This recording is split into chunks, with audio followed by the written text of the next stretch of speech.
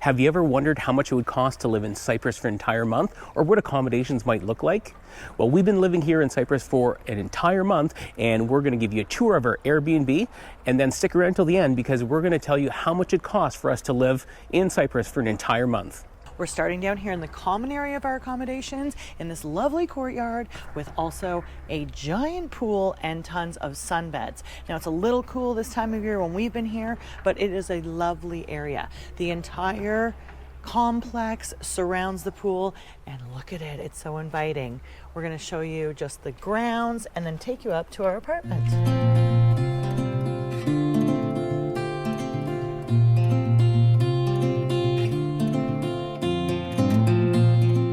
All right, so our 2-bedroom, 2-bath apartment here in Paphos is on the 4th floor, like Jan mentioned. It has a beautiful large balcony with stunning views of the Mediterranean, which we'll get to shortly. So we're currently in the foyer. So if you've been following along, you know I like me a good coat tree, which we have that for our scarves, backpack, coats, all that good kind of stuff. A lot of storage here for the sunnies and other things. So if you follow me along into the foyer, one thing we don't go without when we book our accommodations, we always book an accommodation with a washer, and we have a great drying rack out in the balcony. Tons of storage in this unit. You can see 4 cupboards over here, lots in the bathrooms, a lot of storage and closets in the bedrooms. So if you follow me into the second bath, I guess. So nice little shower, toilet, vanity. It's compact, but it does the job. Has a nice window. There's no fan in here, but you just pop the window open when you're taking a shower, and Bob's your uncle. And I actually have a Bob named Uncle. I actually have an uncle named Bob. All right, so we'll come into the, I guess we call this the main bath. It's a little bit bigger, so, you know, a little nicer vanity. Again, like I was talking about, huge mirrors here, which are fantastic. There's tons of mirrors. Very small laundry basket, but works. And then if Jan comes in here, again, like I was mentioning, tons of storage, toilet, and then we have actually a bathtub. We actually had a bathtub in our last one as well. So, all right, so here is the second bedroom, and we don't always get a 2-bedroom unit, but anyways, it just worked out that we did for this one, and it's great because we can store just sort of our luggage and backpacks and, you know, just different things, which is great. So 2 single beds, bedside table, light, and again, tons of storage. That's actually Mitch's closet and Mitch's dresser. It's you have a dressing room. I know, exactly. All right, so primary. We call this a primary or the master. Again, nice, comfortable queen size bed, and we really enjoy this bed. It's firm, and we like firm. It's great. One thing I didn't mention, you know, there is air conditioning and heating in both bedrooms, which is great. We are here in February, so it is a little cold, and we do have to put some heat on in the living room, you know, in the mornings and at night. What else? So Jan's dresser, Jan's little seat. And again, small touches that we like. We like the bedside tables. We like having lamps instead of using overhead lighting. Mirror, and, you know, huge closet again. So it's been really fantastic having this space and this storage in the unit. Mm-hmm.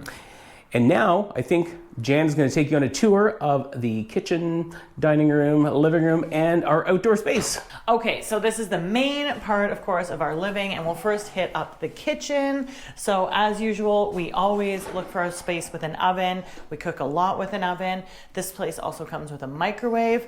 We have pretty well outfitted kitchen, as you can see. Tons of cupboards and drawers, which means lots of cutlery, lots of cooking utensils, lots of plates, mugs, and baking dishes. So we're quite happy. We even have a dishwasher. Now, we barely use that because, well, our best dishwasher is behind the camera right now. And a full size, I mean a small but a full size fridge, which is more than enough for us. And of course, cooktop, induction, and I think that's about it. I mean, those are the highlights. It really has everything we need. Has a nice double sink, which makes the dishwasher behind the camera very happy. Interesting here, there is solar water heating on the roof. So when it's daylight and sunny right now, we get nice, fairly hot water coming out of all the taps. However, for any showers or if you want some really hot water, we do have to turn on a boiler. The other thing in the kitchen that we've just had to get used to, everything's on different breakers and all has to be like switched on. So like the pot lights here, the cooker, when I want to use that, we have to turn that on. The oven we affectionately call Owen because the sticker for the switch there says Owen instead of oven. So yeah, this is good old Owen here, which also he's been a little finicky to use. But you know, that's something we really have just become accustomed to and embraced as we move from Airbnb and country to country. Everything's always a bit different, and I'm getting much better with figuring out induction cooktops. In the beginning, wow, they all have different combinations of buttons you need to press. If you're familiar with that, in Europe, they are literally everywhere. Also, the washer dryer is always somewhere where I have to get out Google Translate so that I'm not, you know, hot water washing my wool or delicate clothing and then you're just sort of guessing what to do. And this washer's a little finicky, to be honest. Obviously, don't want to complain, but these are some of the realities of always living in other people's spaces. So it doesn't love to spin that well. It spins and then it sort of shuts down and doesn't air. So, you know, I hang out quite wet clothing on the patio, but it's fine because in the nice bright sunshine of Cyprus and the lovely sea breeze, everything dries really quick. So then onto the main living space. So we do have this peninsula here with these bar stools, which in the pictures really honestly looked like it was going to be ample seating. And we made a rookie mistake, I'll be honest. This countertop only comes out, I don't know, is that 4 inches? Is it 3 inches? It's not enough to sit at. And as you'll note, there is no kitchen table. So for us, for working, I will say we did make a bit of a rookie mistake there by not having the kitchen table. So we've tried to use the patio table, which you'll see in a few minutes. But anyway, just something to keep in mind. And, you know, I think we should have an upcoming how to choose the best Airbnb for yourself and what to look for. Because even we still sometimes make mistakes when we see other things that we really love, we forget to look at the other finer details. Anyway, this is our living space. So we have a couch, we have a love seat, we have a coffee table, and we have a really nice big smart TV. So that is awesome. Now we just carry our Apple TV with us. So we have that, and the Wi-Fi is very good in here, although we do lose a bit of signal when we're in the bedroom, but that's fine when we don't like to have our phones on at night. The Wi-Fi is a little sketch as you get further away from the router. So now I'm gonna let Mitch, one other thing I will note, they have these giant draperies, and I mean, I'm not gonna judge them on their decor. But what is nice about big, thick draperies is a couple of things. One thing is it really does just sort of keep the room from feeling echoey. We also have a carpet here. There's lots of furniture, so you don't get that echoey, empty feeling that you sometimes get in an Airbnb that doesn't have the curtains and the carpets. Another thing though, this concrete building, as Mitch mentioned, we've had to have the heat on. It is a bit chill. I don't think there's insulation when you get to these parts in the Mediterranean. So when the nights have gotten cooler, man, this apartment can get cool. And these windows are like not insulating at all, letting all the cold in. So it's been good to close these drapes to keep the warmth in at night as well. So couple good features. I do appreciate that. It also just, it does add a bit of hominess to the place. But the best part of this whole entire unit is now for Mitch to reveal. One of the reasons why we booked this place, because we do like a place by the sea, and we like a place with a view. And this terrace balcony, whatever you want to call it, does not disappoint. We have like a 180-degree view of the beautiful Mediterranean.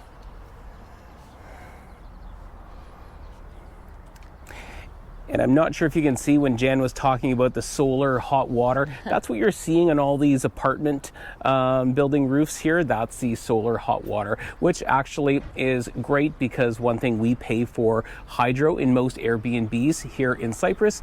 So we try and conserve as much as we can. So if we can use the solar hot water, definitely something we do.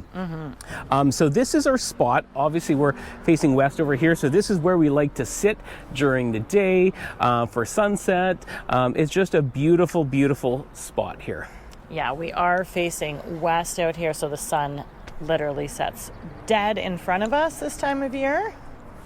And like I mentioned, it's a huge balcony, so we have a 6-person patio table over here. We have our 2 big chairs right over here, and then another outdoor couch over here. So like plenty of room, more than enough room for what we need. Yes, we did a little rearranging because the chairs were sitting across from the couch, but we like them out in the sun. I guess a couple other things to note. So here in Cyprus, we are on an island, so you can't flush toilet paper down the toilet. You got to put it in a garbage can, which is no big deal for us, but just something to note if you are coming here. Yeah, some people really don't like that, but yeah, it's not a big deal at all. Yeah, not a big deal at all kind of things. So yeah, this has been a great apartment. We've really, really enjoyed it. Yeah, so next? Well, next we're going to tell you how much it cost, and we're going to break it down from accommodations to, our food, our eating out, groceries, you name it. We're going to tell you how much it costs so you know how affordable it is if you want to visit Cyprus. Can you guys guess? Anybody got a guess? How I much don't know. this is, eh? That would be fun. Anyway, if you'd like to guess, put it below. We'll see who was the closest. All right, and next is our cost of living.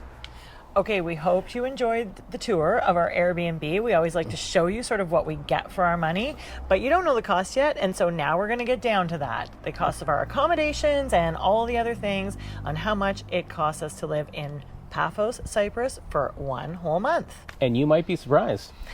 So we're going to start off with our number one cost, which is always accommodations, and we spent 3,050 Canadian dollars for our accommodations, and that does include our hydro charge, which we had to pay hydro, which was about 150 Canadian. So the total again was $3,050. And then the next line item we have is groceries. So in Paphos for 1 month, we spent 809 Canadian dollars in groceries. Now, we like to explain what we get for that. Everybody eats a little bit differently. Certainly if we ate more pasta and rice and less protein, we could eat, we could have survived on less than that. So just to help you out so that you understand what we really are spending our money on and what you're getting for what bang for your buck, we made this little video about our typical grocery haul. DJ, roll that clip. Okay guys, so we wanted to tell you what it's like grocery shopping in Cyprus. So we are lucky enough we have a Lidl that's very close by. Unfortunately, we can't get the Lidl Plus or we would be able to save even more on our daily groceries. So we always give you our cost of living and that sums up how much we spend on groceries for the month. However, I think it's more helpful to also see what exactly we are eating because everybody does things a bit different. So we just did sort of a typical, we just did a grocery shop today. We usually shop about every day or every 2 days.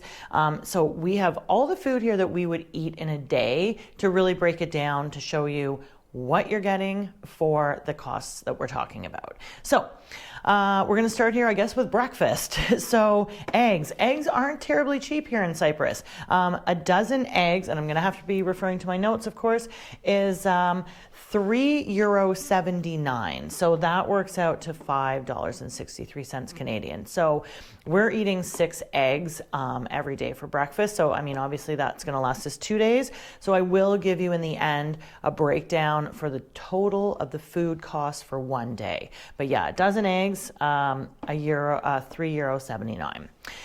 Then we also have like a head of broccoli with our breakfast. So this had a broccoli. Now this is where things I find a big difference from what we're paying in Canada for sure. That is €1.41. I have mentioned it before, definitely in Portugal. We noticed this in most European countries we're in, that they weigh everything. So we would buy a head of broccoli at home for a set amount per unit, but here they're weighing everything. So I actually like it. It seems to work out much more affordable. And then we have a couple of apples. So we'll have these 2 apples were actually €1.41. So very affordable. That's sort of our breakfast. Then for lunch, we generally have a salad with some chicken. So I'll start here with the protein. So I got this whole boiler chicken to cook up, and that is €6.95, which works out to, no, sorry, that's per pound. I'm sorry. My chicken was €5.84. Now we also tend to buy a lot of chicken breasts. Those are €6.95 per kilogram. So I'm finding that pretty similar to Canada. It was definitely more affordable in Portugal and Albania. This is maybe one of the more expensive chicken countries we've been to.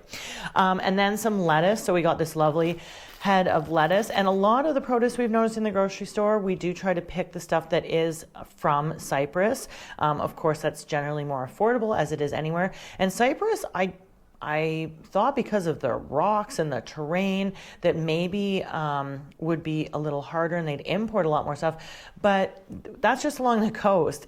Inland, they actually have some really fertile soil. They have over 300 days of sun a year. So it's actually an amazing region for growing fresh produce, fruits and veggies. So this beautiful whole head of our lettuce was 99 cents, so €1 essentially. And then we got these 2 little cucumbers in here that we'll put in the salad as well. Those, again, by weight, of course, those were only 96 cents or 90, whatever that, I never know how to say that in euros, 0.96 euros. And then, so these were on sale. I got this whole container of these cherry tomatoes. Those were €1.95. Obviously, that's going to last us like almost a week, probably about 5 days worth of tomatoes. So I have done a little calculation to figure out what we, that's like 72 cents a day in tomatoes that we eat. And then onions, I got a whole bag of these. I think it was like a kilogram of red onions. Those were €1.65. So like I have like 7 of these. So yeah, this chicken's gonna last us for 2 meals. So we'll have that for lunch, and then we'll have the leftovers for dinner. So that will all be in the daily total. And this big thing of olive oil is €12.99. And then just for some spices, because we like to keep it simple, because you don't wanna, go out and buy a whole bunch of things.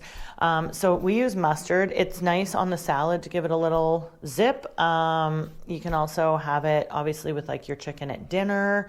Mustard's just a nice versatile sauce, and it's €1.15, so extremely affordable. So yeah, dinner, we're looking at some chicken. We've got the carrots here. So we've got like 6, I think, nice big carrots. Again, they are like €1.09 a kilogram. So for those 6 carrots, that came to 74 cents. So, and that, you're probably wondering why in the heck I have this ginormous bag of potatoes here, but these are Cyprus potatoes. And I didn't realize that Cyprus is like known for their potatoes, because apparently they just grow with this really thin skin, and they're delicious for roasting and frying.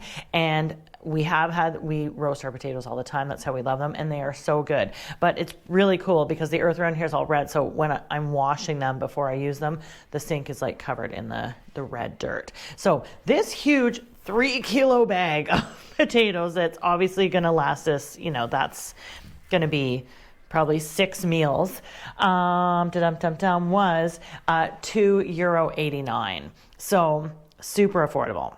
Now, we also want to add in coffee, because we do have coffee every morning. So this big thing of coffee, which lasts us 2 weeks, And we each have like 2 coffees every morning. So yeah, this was €6.49. So I will also put that in the daily total because that's important. We do also have tea at night.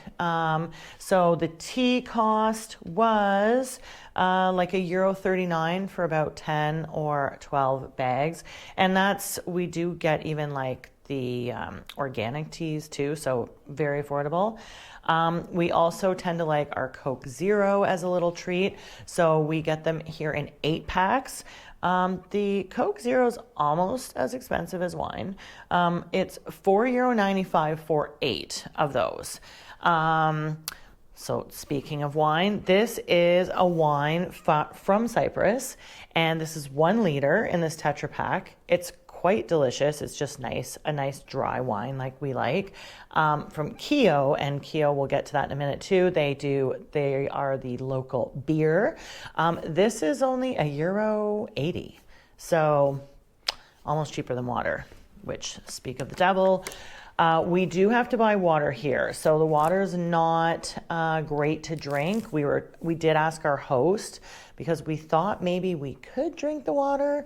However, we did ask our host, and they recommended that no, we buy the water. We actually have a filter on our tap for cooking water, and then just the regular tap for washing dishes and whatnot. So we buy these in 6 packs. I know we could buy bigger jugs, but at the grocery store that we go to, they actually don't have the bigger jugs. So unfortunately, this is what we're doing. And the water, this is 1.5 liters, and it's 26 cents or euro. And I mean, between the two of us, we go through about 4 of those a day. So that ends up being like $1.59 Canadian for the water. So a bit of an extra expense if you're in Cyprus because of the water. So I do have a few other things here.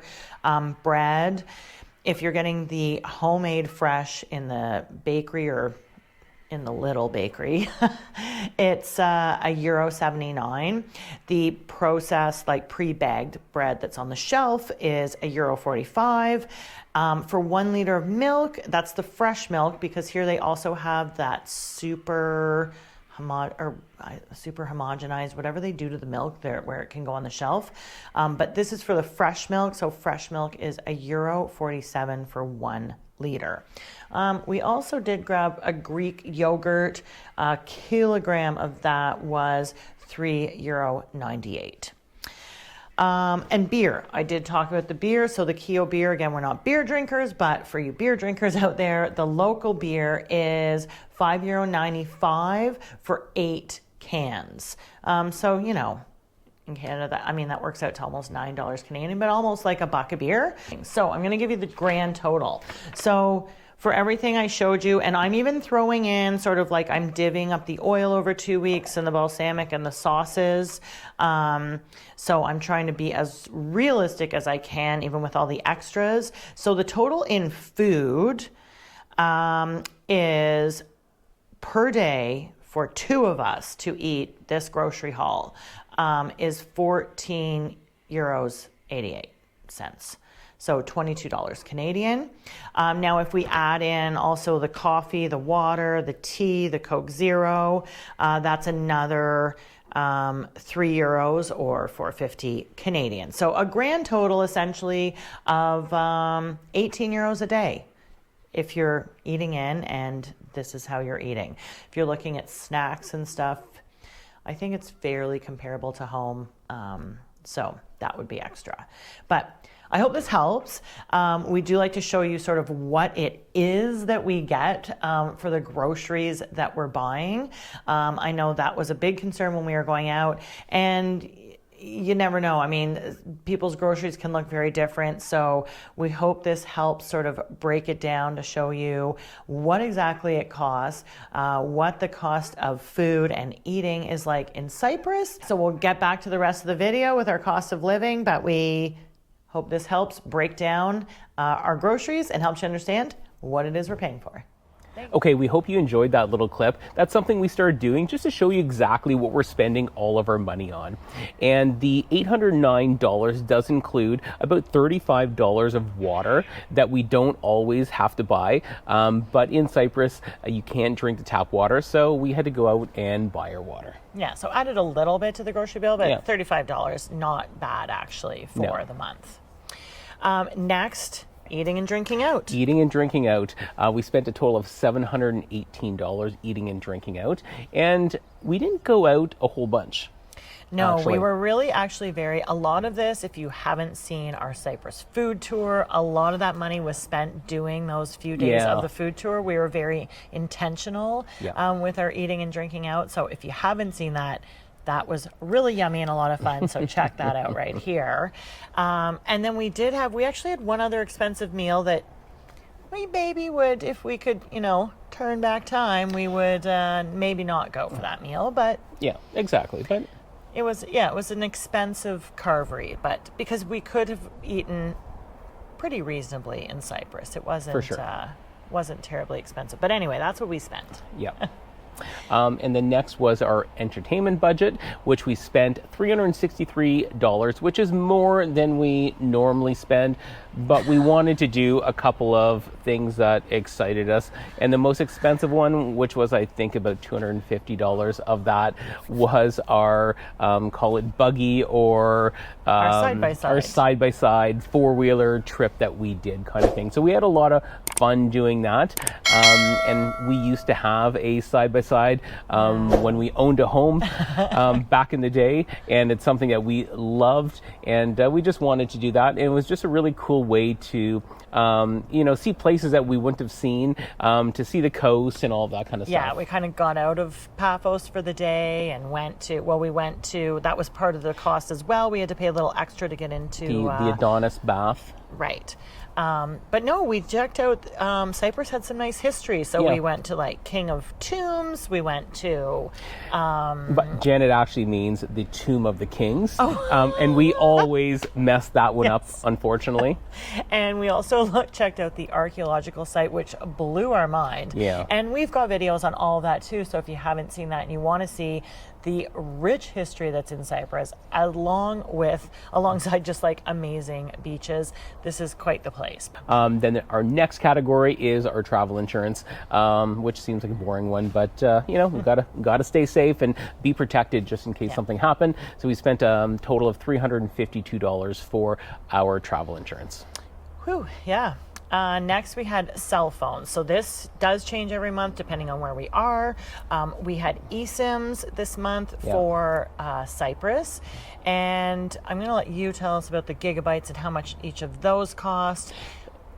Yeah, so we had, I think, 5 gigabytes each, and that was, I think it was 11 Canadian dollars for each eSIM. And the other thing we pay for every month is our Text Now numbers, which gives us a Canadian number that we can use for 2-step authentication and all of that fun stuff. So $49 for 2 cell phone plans is pretty darn reasonable. Yeah, 2 cell phone plans each, essentially, like an eSIM and 2 cell phone plans. Exactly. And the category that goes maybe a little bit before cell phones would be our transportation. And we spent whopping $183 on transportation. And we don't typically spend a lot in transportation, but we had an expensive taxi ride from the airport to our Airbnb, which was, I think it was almost $70 for that taxi ride, which we arrived, late at night. We didn't have much of a choice, and we just wanted to get to the Airbnb. And the other item for transportation, they have a great public bike system in Paphos, and we signed up for a membership, and I think we had 120 minutes of bike service that we could use per day. And we used a lot of it, and it was great because there's so many bike stations, and you can grab a bike right near our condo, and we could bike down to the harbor or Old Town, park the bike, and when we were ready, we just grab another bike to bike home. So that's something that we really appreciate, and we actually used a lot. And in case you're running, so yes, there is a bus that can take you from the airport to just about anywhere in Paphos. And it does seem fairly simple, and you just pay when you get on the bus. However, as Mitch said, we did arrive late, and usually when we're arriving, especially when we're arriving late and we just have all of our luggage, we generally just treat ourselves to just getting an Uber or something there. However, Cyprus didn't have any ride share. So, you know, had they, maybe that had been cheaper, but it was a taxi ride we had to take that was it 20 minutes? Yeah, about 20 minutes. Yeah. So just so you know, it is only taxis. There's no ride sharing, and it's not cheap.